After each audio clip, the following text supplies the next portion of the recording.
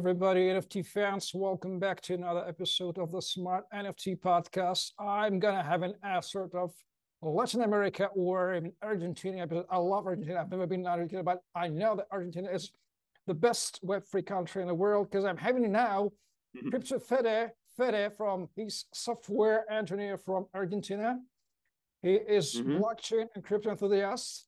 He is organizer of Buildathon, not a hackathon, please remind you, Buildathon of Ethereum Argentina 2023. Yeah. I can ask another special question about this. And he's also the founder, team member of Mode.Network. It is a sort of layer 2. I'm going to ask him another question about that. So, Fede, welcome to Smart NFT podcast. Thanks for joining me today. Thank you. No, thank you for the invite. So yeah, thank you for having me. So let's have a nice talk about Web3. Absolutely. I dreamt to have a guy from Argentina. I really looking forward for an amazing talk. First of all, let me start with a brief introduction of you. How did you join Web3, or let's call it crypto realm in your life? So I got into Web3 around 2017. I was at university. I went to a talk about Bitcoin and what's Bitcoin, what's money, the usual talk about fiat, Bitcoin, etc. I fell in love with it. I saw like, let's try it out, and I think I used a little bit of my savings, like $100 between me and my friend, to get one account together and start trading and seeing what was going on. After that, I was part of the ICO world for a little while, investing in companies. Also, I had a quick job of analyzing products back then for an exchange. Then the bear market hit, and I got wrecked as well as everybody else. And now I'm in it for the tech for quite a few years already, and in love with the whole ecosystem. So yeah, that's how it started. Well, I feel fine because I really joined crypto in 2017. The vast majority of crypto people joined this because of our first ICO hype, and this means that you should say not by hype, but by the fundamentals of Web3. This is where we're looking like. You know, I am by background an Austrian school economist, and I do understand that many of Argentinians people, especially Web3 Argentinians, are maybe likely familiar with what is Austrian School of Economics. We'll not be talking about Javier Milei today for our listeners, but nonetheless, crypto, I consider Web3 as another great stage of economic history of the population. And for those of you who are not familiar with economics, I highly encourage you to learn Austrian School of Economics because it will give you the fundamental understanding of the economics, what Web3 is concerning this, and why Bitcoin is money or it's not money. There's a huge realm of that. So concerning all that, Fede, I'd love to ask you, how do you estimate, would you understand why the Argentinians have evaluated Bitcoin and crypto because of inflation, this government bad job for us on the planetary landscape, but why Argentinians, what is Web3 in Latin America, and what is the way of understanding, of realizing what the place of Argentina in the Web3 landscape of Latin America? Give us a short introduction for those who do not by just... Yes, 100%. So Argentina is actually a very special case. As you said, for like, if you want to study economics and you want to understand the power of money, the power of Bitcoin, you should study Argentina's case. We're closely we're one of the countries with most inflation without any conflicts. Like we didn't have any wars like other countries that had really high inflation. We have a constant high inflation rate that's going up. This last year was around 120% annually. So we're getting more than 10% a month, which is insane for some people. That's why Argentinians don't save in pesos. That's the main thing to take here. Because if you save in pesos, then you lose your money, basically. Like you lose your purchasing power, right? That's what inflation causes you. Having said that, Argentina is a place where there's a lot of highly educated people. We're big on technology. We really we have really good programmers. We have really good software engineers. And people here mostly adopted Bitcoin, mostly adopted cryptocurrencies to save themselves from inflation. That's one of the main reasons. The second reason as well is that we love technology. There are very big events of crypto here, and people are attending it because we're usually very forward thinking on technologies as well, like that. There's a lot of Argentinians involved in Web3. You'll hear, I don't know, Hard founder, he's Argentinian. We have Argentinians on Open Zeppelin, a lot in the Solana ecosystem. Like there's Argentinians everywhere, especially in Web3. And I think it's mainly due to this reason of like one, inflation, and number two, high degrees of education on the tech side. Regarding Latin America, Argentina is one of the countries pushing Web3 in Latin America, but a lot of the other countries as well, right?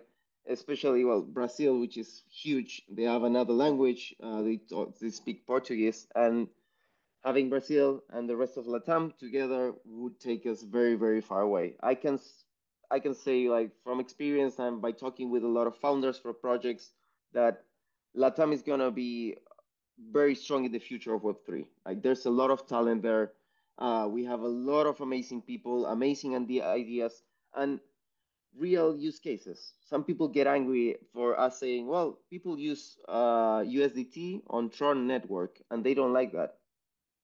I'm sorry, that's what the users chose. Like, if we are going to build something decentralized and good for the people and all the values we promote in Web3, we need to make it as for the users, for them to use and for them to choose what they want. So yeah, I think LatAm has a very nice potential for the future. Amazing introduction. And let me give you some context for those of our listeners who have come from the former Soviet Union territory.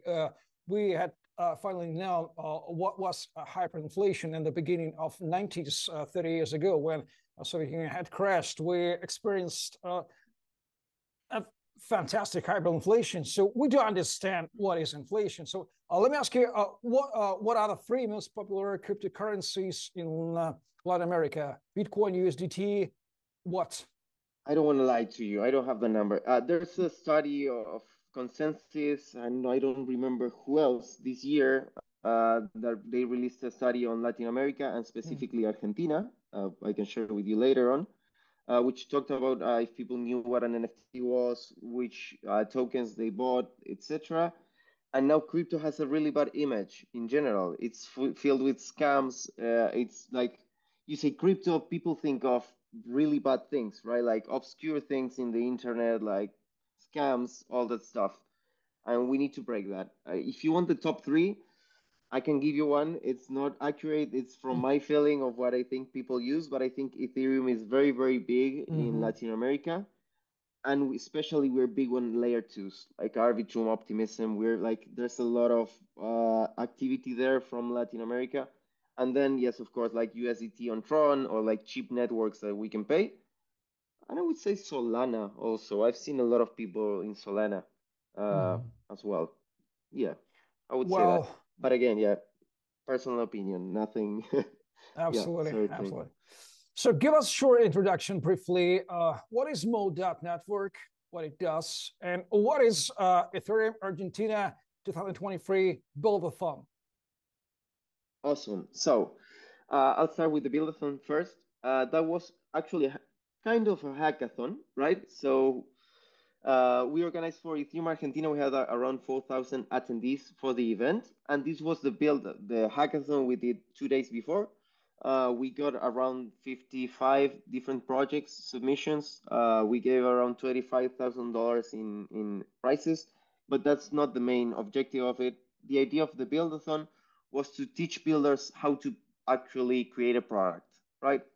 So we've noticed that a lot of hackathons, what we've noticed is that devs they stress for 3 days without sleep, and they just end up building products that are super cool, super techy, but that sometimes users didn't really want, or they just created features that nobody wanted. So what we did with the Buildathon is we didn't request technical knowledge, just basic understanding of Web3 and crypto.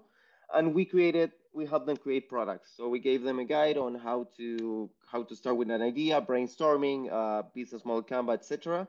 And they had to pre-pitch that in 3 minutes on a stage. That was the idea, so people could learn how to pitch a product, basically.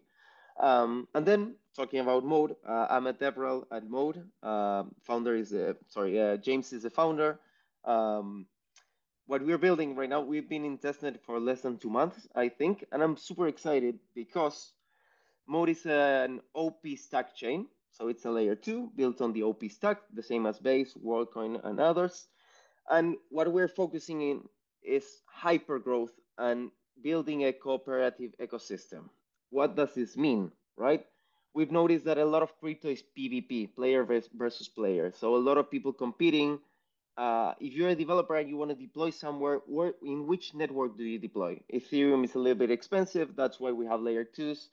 If you go to a smaller ecosystem, then maybe you don't have the traction there or you don't get the users. So what we want to do in Mode is we're creating a chain for user and apps. So we want to grow. We want to grow with you.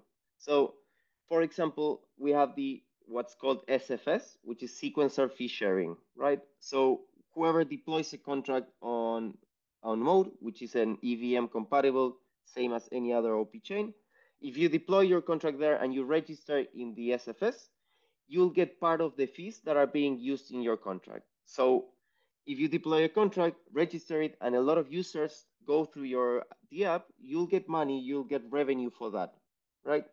That's one of the systems we have in place. We think of dashboards as well that connect to your smart contract and all your growth tools to actually see data of your smart contract and who's using it, like what's happening, all these growth metrics.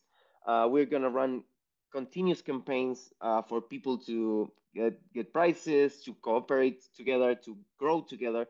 And that's the whole idea of Mode. Basically that. It's an EVM chain. It's easy to deploy. It's easy to test. And yeah, it's basically that. I don't know. What do you think? Well, when I see the word cooperative, yeah, I started thinking about decentralized autonomous organizations, DAO. This is the sort of cooperative. Does it contain sort of elements of DAO, or would it be transformed to DAO? What are thoughts of DAO in general? Maybe you may answer it that way. 100%. Right now, yes, we're centralized. Like we are one entity working together really fast and bringing in the community. We listen to the community and we are open to any feedback, any propositions. We're very creative and we want to do fun stuff. But yes, the idea is that in the future we'll turn into a DAO. The idea is right now, be centralized, move fast, create an ecosystem, focus on cooperation, build all the foundations that we need, and later on start migrating into a DAO and release it to a community. And then Mode will grow as a DAO. Yeah.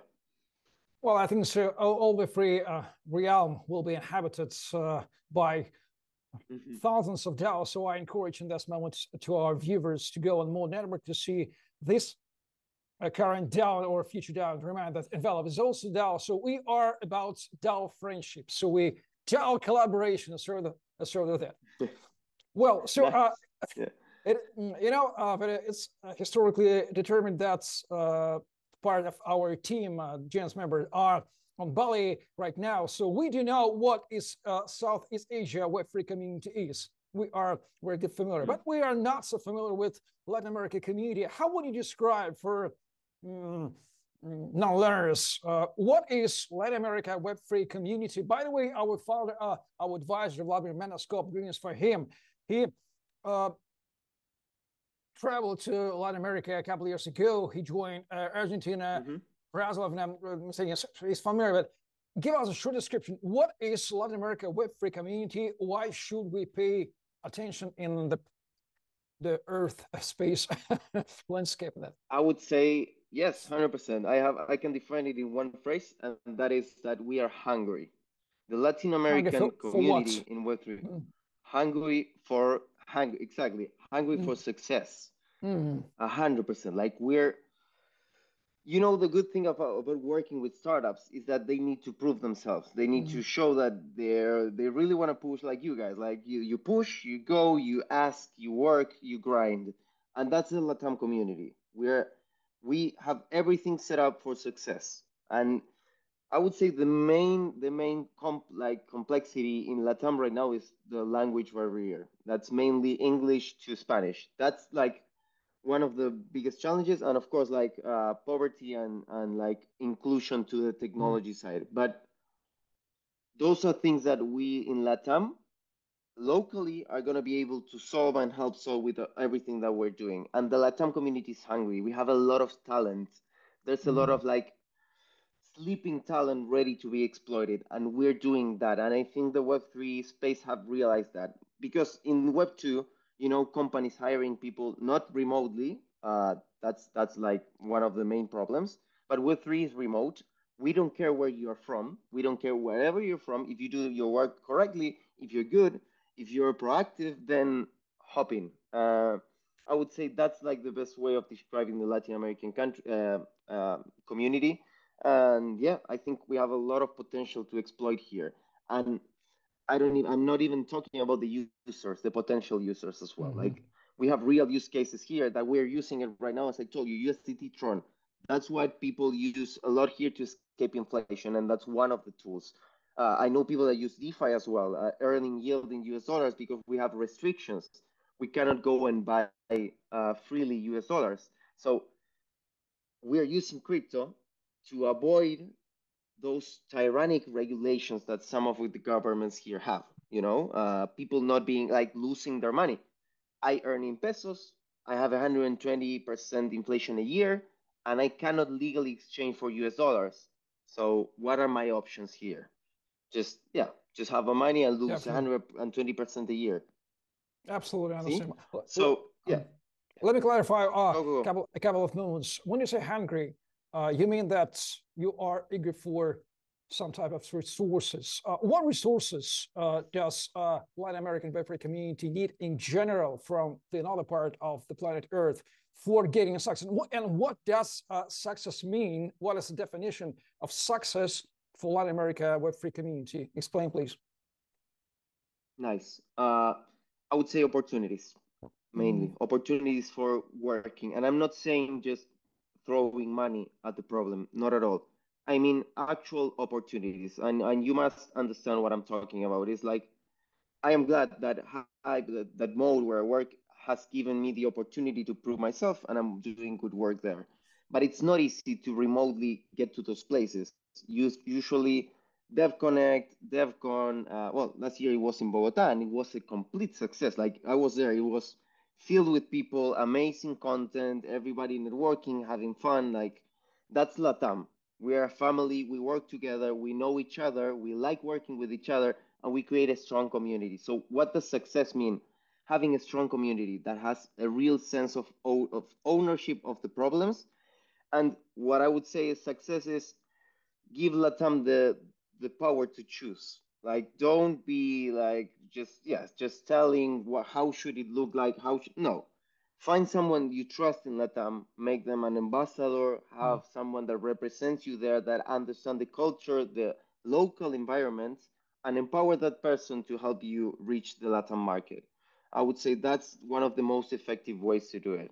Got And it. that's success. Having a community, yeah, that's empowered and that's close together. Got it. We have heard claims. So, guys, if you are interested in collaborations and to give opportunities to Latin Americans, pay a strong attention and contact Fede or any other goods with free guy from Latin America. Well, let me go further. It's not a secret that we are having a sort of a bear market. I personally hate, as an economist, this term because this is not a problem of crypto. This is a problem of the fluctuation supply of the fiat money fraudulent system and working of the Federal Reserve and other fiat cartels. You know what I'm talking about. So, but nonetheless, Yeah. as a founder, give us some short advices how to survive, how a project may survive on the bear market. That's the problem for all free space. Maybe you have some recommendations to you. Yeah, 100%. I like to call it the build market. not a bear market. Oh, amazing term. I love it. Yes. The build market. Yes. Build market, right? Yes, the build market. Yes, I mean, I agree with you. New markets and volatility bring this. Like it's common. It happens in Web2 as well. Like it's a traditional market, like bear market, bull market. It's just some term we have to define a space in time, right? A few months or whatever years. Um, a bear market doesn't mean you cannot make money. It's harder. Liquidity is not there, right? Like there, it's harder to get money, but that's it. You can still build stuff. Things work. Blockchains still work. You can still deploy apps. You can still get users. And yes, there's less hype, but whatever you do now, it will 10x during the bull market. And that's no joke. And I'm telling you this from experience because last bear market, I told you, I was out. It completely wrecked me. I was into the whole, oh, it's a bear market. There's nothing to do during a bear market. Everything stopped. There's nobody working, whatever. And I regretted it. On 2022, after the bull market, I missed it because I was so skeptic, thinking this is a bear market. This is a dead cat's bounce, whatever. That's why I don't do TA anymore. I don't like technical analysis. I just buy and hold and for longer term and assets that I think are valuable. That's it. Like that's my investing. And my advice is like keep doing what you love. If you have a job, just stay there, learn, do stuff that will 10x during your bull market. That's my main advice. Definitely. This Yeah. is the best time for separate people who are how these guys from Bangladesh say, settlers and Yeah. travelers. And who are settlers? They don't afraid market, Billabird. They are settlers. They have settled in Web3. They have founded something. And who are they? Yeah. Travelers. They are here. They are here. Oh, okay. The Exactly. Yeah. second secret, which has not already been the secret, that community engagement falls very, very, very highly when this peer marketing. So any secrets for keeping the engagement of the community who are not founders, are not sellers, who are a sort of lookers or stay and out of state? Any secrets for managing community in the time of bear markets? Maybe you may share with us. Again, these secrets are personal, so I don't know if they're secrets or not. But community is like activity is gonna go down. Like you cannot do anything about that. Again, like it's not your fault. It's just that there are less users and there's less people interested. Now, what you gotta be careful during bear market, and you as a founder, DevRel or whatever, you are like, if you are part of the project, you need to pay attention to the people that are still around. You may have like you may used to have 300 developers wanting to use a product and now you have only 10. Get those 10, make them ambassadors, give them some bounties, help them with grants, support them, bring them together, help like use them to create content and work with them, right? Because those are your core. They are never going to leave. And if they do, they're going to take your brand to wherever they go. Like you need to strengthen the community you have now. The bear market to me is not a time to go outreach and get high numbers on Twitter, Discord, etc. No, if you have the like you can do that, it's going to be less effective. You have to have the money to do that for a long time without being very effective, right? So if you don't have enough resources, just strengthen the community you have now, improve your product, improve the UX, work on your product, and then you'll be able to sell it 10 times faster in the bull market. A community can come up like this in a bull market, but in the bear market it's completely like hard. Like don't swim against the water, basically. Well, let me paraphrase your main thought. If I have can hear carefully, the beer market is the best time for because there are two kinds of marketing at all. Expensive paid marketing when you have lots of millions of dollars, you may put it in social media and advertise your product. And guerrilla marketing, absolutely zero paid or very, very low paid. And there are hundreds of ways and methods of sort of guerrilla marketing. So that's the best way to test your guerrilla marketing strategies absolutely cheap, zero cost, but these are hundreds of users, ambassadors, community, whatever else. So take your mind and find your way. Find your way. This is not the way to give up. Well, Federico, let me ask you about smart NFTs because I don't know. Have you seen our latest book about smart NFTs, the Rise NFT 2.0? But we recently published that. I'll put the link in the description. So, what are your main thoughts on the concept of smart NFT, smart NFT 2.0, NFT with the collateral inside with smart features? Do you find it useful at all as a concept from your founders and technical viewpoint? Well, yes, 100%. I mean, well, I mean, I'm not a big fan of NFTs in general, but just because of a personal preference. Like, each of us, like, I like more of the techier knowledge, like getting into weird stuff, right? Other people love NFTs. I do have a lot of friends that are NFT artists, etc. Like, I love them in that sense. But I think this added functionality makes them super interesting, right? Like, that's I'm gonna say this. This is why I don't usually love NFTs in general, or why I don't push them too much, is because I think we are lacking use cases. Actually, yes, they're good for artists, but again, they have a really hard time selling it, promoting it, etc., or doing actual stuff with that.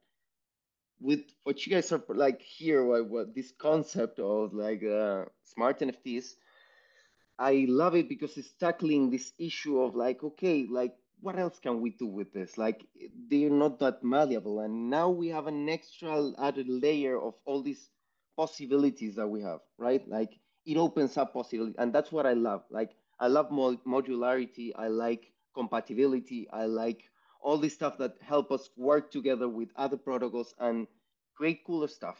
So that's what I think. I think it allows us to create cool stuff. So Amazing, I'm on amazing. board with it. Yeah.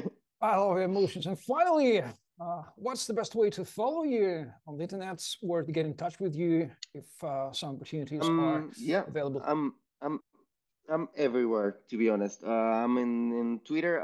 Think I'm Fede Sarquis, which is hard to write. Sarquis. Fede Sarquis. I'm Crypto Fede there. I'm doxxed everywhere. I have no issue with that. I'm working here. I'm gonna be here for the next 10 years. This is my job. My mother knows I do this, so you can find me wherever in LinkedIn as well. LinkedIn Fede Sarquis. Discord, I'm CryptoFede also in Telegram as well. So feel free to reach out whenever, please. Well, needless to say that I'll put all the links in the description. So find the Mode.Network website, find Fede everywhere on the links in the description. And if you feel anything in your heart to Latin America, as I'm personally feeling, so you may just give a lot of opportunities from your site. This is a call to action to our audience to Latin America, or just contact Federico, and he will advise you what 100%. the best simple steps you may undertake. I hope so. I hope so. I hope this motivates people to come to LatAm. We have a ton of events, really, really good events. You'll have an amazing time here, and that's how we do business. We find people that we like each other, similar work ethic, and we just build stuff together. And that's how we do. Like in LatAm, community is super important. We need to be friends. We need to like each other. We need to build something, not only a product, but a relationship together. So yeah, you're all invited to come to Argentina. The rest of LatAm is filled with amazing and beautiful countries. And yeah, that's Well, it. and don't forget about the very cheap beef steaks in Argentina. Very very Yes. cheap steak. This is because a And the lot best in the of world. quality meat there. Right. So this has Yes. been a Latin American episode of the Smart NFT podcast. Federico Sarquis and me, your crypto MC from Time Valve, where your guests and hosts today. So like, share, subscribe, give your comments, and stay tuned with us. Stay tuned with Web3 Space. Be the members of DAOs, use crypto, and help this world strive and survive in this fiat fluctuations and absolutely incredible instability that we've been facing for the whole of the century. due to governments and so on and so forth. That's the lyrics. Oh, that's another story. Thank you very much. Don't get me started with that. Yes. Thank you very much for watching, listening, and stay tuned for next content. Bye-bye. Blockchain. B-L-O-C-K chain. Digital money, smart contracts, NFT, IDO, decentralization, transparency. So many opportunities, but so many challenges. Some financial manipulators, by their actions, confuse blockchain solutions and block their development. The idea that the blockchain should bring copyright and royalties protection to the next level is quite old, but the realizations of these ideas are not perfect at all. There is another problem of determining the value of a particular cryptocurrency or NFT. These and other problems need to be solved. Fortunately, the blockchain infrastructure is evolving. My name is E, Mr. E, and I represent the Envelope project. Many things have already been invented in the blockchain today. Tokens, smart contracts, platforms for creating your own coins, NFTs, exchanges for buying, selling, and exchanging all these blockchain resources. Envelope is another step in the development of crypto technologies. The protocol that works with NFT and cryptocurrencies. The idea is simple but disruptive. Let's assume you have an NFT, Bitcoin and Ethereum. Using the Envelope protocol, you can wrap the original NFT accompanied with several tokens. Technically, you get a similar NFT, but what is the breakthrough here? Once wrapped, the token has a number of additional features that were not available before. The minimal cost appears. It is provided with coins wrapped together with NFT. An asset wrapped with Envelope has a number of properties that allow the original author to receive royalties from the resale of that asset. Various rules can be applied to the wrapped token. For example, a lock period for unwrapping. It secures the asset till the determined moment or safeguards it from speculation during the hype period. At the same time, wrapped tokens can be transferred and traded. These are just some of the scenarios for using Envelope. NFTs become more popular, and the tools provided by Envelope expand the opportunities of NFTs utilization. Wide application possibilities are achieved due to the fact that, in addition to the protocol, the project includes a number of subsystems. The protocol provides functions wrapping and unwrapping. Oracle Mechanics provides asset valuation using analytical algorithms. Index provides a summary assessment of several NFT assets with the common criteria. The project has its own token, which connects all elements of the system. Altogether, this is Envelope, a tool in the blockchain world for building modern and secure systems in various fields. Find more info about the project on the website. Envelope. Make your NFT valuable. Just practical, no hype.